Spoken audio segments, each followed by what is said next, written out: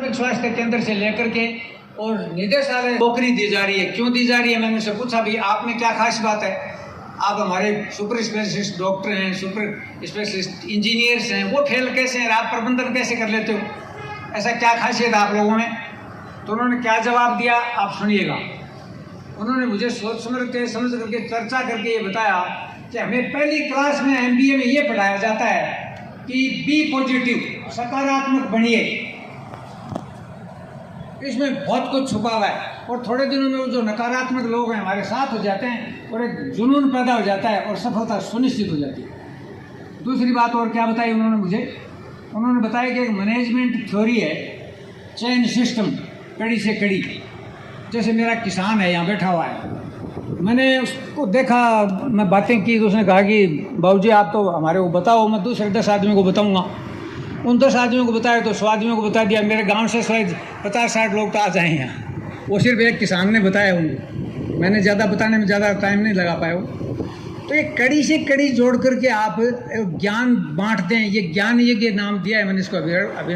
केंद्र सरकार को, केंद्र सरकार लिखेगी यूनेस्को को, तो अपने आप ही जो सुधरोहर घोषित हो जाएगी। सीधा सा सिस्टम है, एक आदमी के कहने से नहीं होता है। इसलिए बुद्धिजीवियों को हमने एक छोटा सा समाचार दिया कि आइए प्लीज अपन अपन ज्ञान यज्ञ, ज्ञान मनन मंथन करते हैं आज है और उसको मूर्त रूप देने में हम लगे हुए हैं। तो मैं आपके सामने आज थोड़ी सी कुछ बातें रखना चाहूंगा और फिर मेरे जिया करेगा आप मारवाड़ी भाषा, मारवाड़ी में बात करवाई है।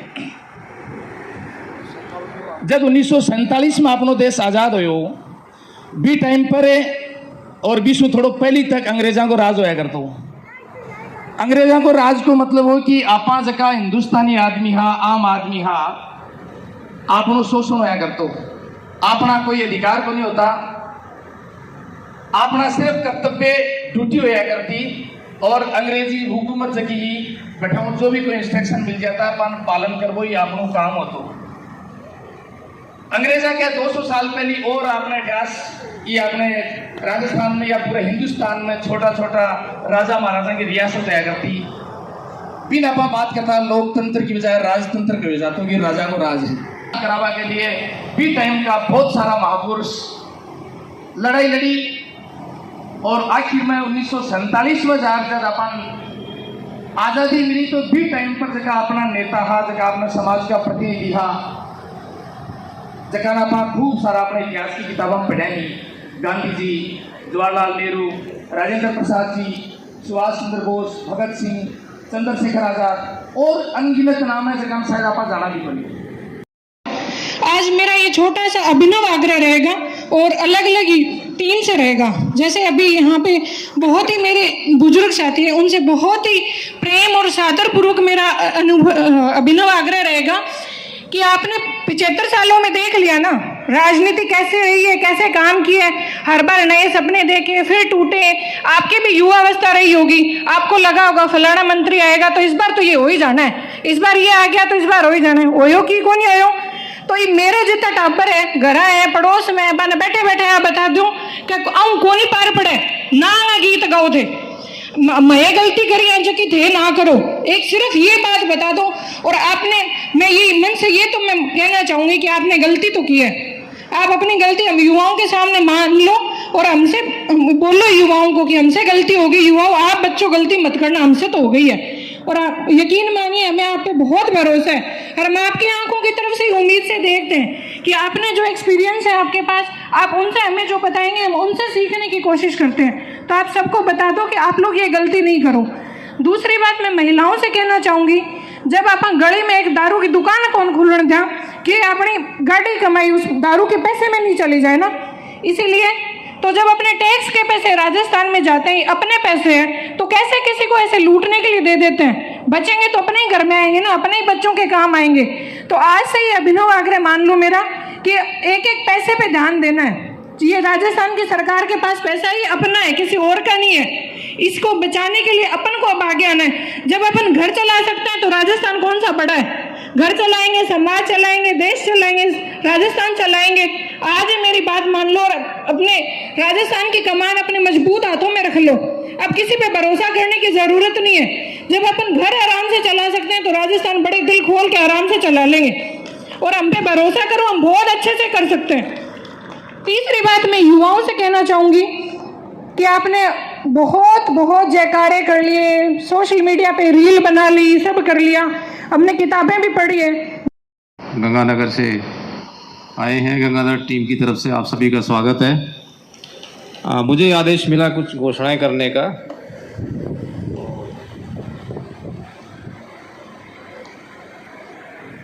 एक इम्पोर्टेंट अनाउंसमेंट ये है कि हनुमान जी शर्मा, उनको बीकानेर शहर अध्यक्ष नियुक्त किया गया है। कृपया वो स्टेज पे पधारें। मैं रिक्वेस्ट करूंगा डॉक्टर पंचाराम जी से कि वो आए और उनका सम्मान। डॉक्टर पंचाराम जी।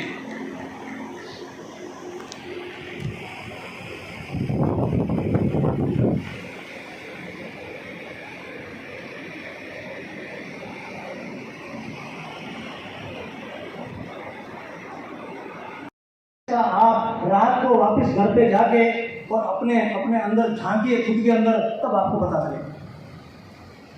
हमारा अगला संकल्प यहाँ लिखा हुआ है, हम लोग गोवंश, गौशाला, नंदीशाला, गोचर और नरेगा को आपस में जोड़ेंगे।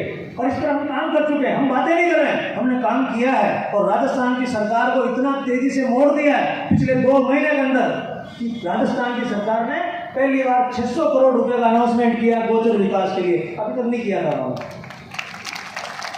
और ये गोचर से हमारी गाय बचेगी, गोचर से हमारा बछड़ा बचेगा, ये बात मैं कई सालों से ढूंढ रहा था कि आखिर मैं इस बछड़े को कैसे बचाऊं। तब मैं यहाँ आया बीकानेर में और सरे लठानिया गोचर में रहा 2 दिन तक बिरजू महाराज के पास। उन्होंने मुझे समझाया था कि डॉक्टर साहब, ये धर्मशाला से गाय नहीं बचेगी, इस गौशाला से गाय नहीं बचेगी, गाय बचेगी जब हमारी गोचर विकसित होगी। और ये बहुत जीता जात का उदाहरण है। अगर आप बीकानेर में रहते हैं और आपने सरे लठानिया गोचर का विजिट नहीं किया है, उस तीर्थ स्थान का विजिट नहीं किया है, तो आप कुछ मिस कर रहे हैं। आपको जाना चाहिए सरे लठानिया गोचर में, वहाँ हनुमान जी का मंदिर है, और बिरजू महाराज से मिलिए कि आपने गोचर को कैसे विकसित किया। और वहाँ देखिए कितने शान से हजारों की संख्या में बछड़े चल रहे हैं। कोई गौशाला नहीं है, ऐसे भी जो भी बछड़ा आ रहा है वहाँ पे चल रहा है।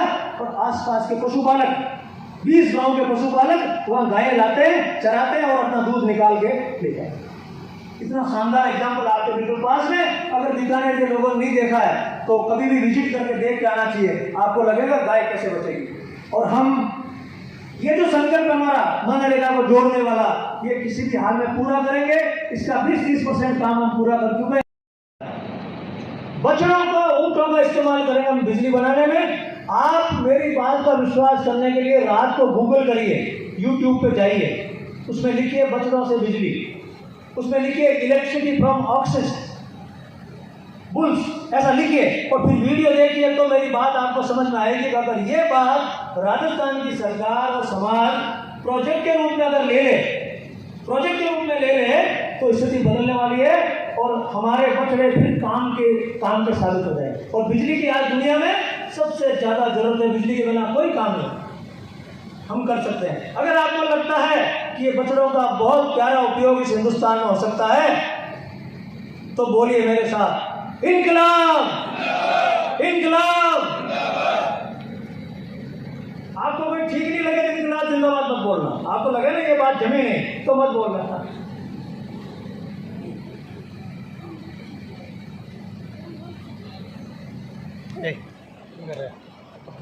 दोस्तों, हमारा अगला संकल्प है, हमारे झारखंड जाके टाइलें डाल के आऊं। मुझे वहां से कोयला मिल जाए तो उसको 2 महीने तक अपना घर याद नहीं आता है, वो रात दिन सड़क पे चलता है। ऐसे लाखों लोग हैं राजस्थान के, सड़कों पे अपनी जान जोखिम में डाल के। किसके लिए काम कर रहे हैं वो? ताकि उनका परिवार ढंग से रह सके, इसके लिए काम करते हैं। किसके लिए काम कर रहे हैं? इस देश के लिए काम कर रहे हैं। इस देश का माल यहाँ से वहाँ तक पहुँचा रहे हैं। अगर वो माल नहीं पहुँचाए तो देश की धड़कन रुक जाए। उन ड्राइवरों के लिए राजस्थान की सरकार क्या कर रही है आज की तारीख में? उनके लिए यह कर रही है कि उनको जितनी ज्यादा बेइज्जती नसीब हो सकती है उतनी बेइज्जती राजस्थान की सरकार देती है। नीचे उतर, इधर आ, 500 रुपए ला, 1000 ला, ऊंची ट्रक है तेरा, ये चालान होगा। और उनके साथ अपराधियों की तरह, जैसे कोई क्राइम करके आया हो, ट्रक नहीं चला रहा हो, क्राइम कर रहा है, इस तरह का उनके साथ बर्ताव होता है। हम लोग उनके साथ लगे हुए हैं बात करने के लिए। राजस्थान सरकार को हम लोग खूब लिखते हैं कि भाई इनके लिए सोचो, ऐसा कब तक करोगे, हमारे समाज के युवा हैं, इनके साथ इस तरह का व्यवहार नहीं होना चाहिए। हम लोग अभिनव राजस्थान में 2 चीज़ें करेंगे। ट्रक ड्राइवरों को पूरी इज्जत मिलेगी जैसे फौज के सिपाहियों को मिलती है, जैसे वो भी जॉइन कर रहे हैं, और उनकी सुविधा, नहाने धोने की सुविधा हर 30 किलोमीटर पे उनके लिए होगी, ताकि वो आराम से ट्रक खड़ा करे, नहाए धोए और उससे आगे निकल जाए। उसको लगना चाहिए कि अब मेरा भी राज आया है, मैं भी इस राज में इज्जत से जी सकता हूँ। और जितनी भी गाड़ियाँ चल रही है, ट्रक, बस, इनसे किसी भी प्रकार का कोई ट्रांसपोर्ट टैक्स नहीं लिया जाएगा। आप तो बस चलाओ, कमाओ और खाओ और मौज करो। एक ही चीज़ का ध्यान रखना है, आपको स्पीड कंट्रोल में रखनी है। बस स्पीड के मीटर लगे रहेंगे, स्पीड के मामले में कोई समझौता नहीं होगा, गलत ड्राइविंग नहीं करोगे।